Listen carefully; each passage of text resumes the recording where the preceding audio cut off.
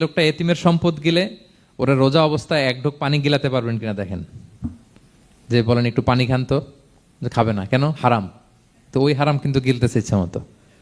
রোজা অবস্থায় এক ফোঁটা আপনি পানি গিলাতে পারবেন না, এরে কেন, হারাম। কিন্তু ওইদিকে ভাতিজা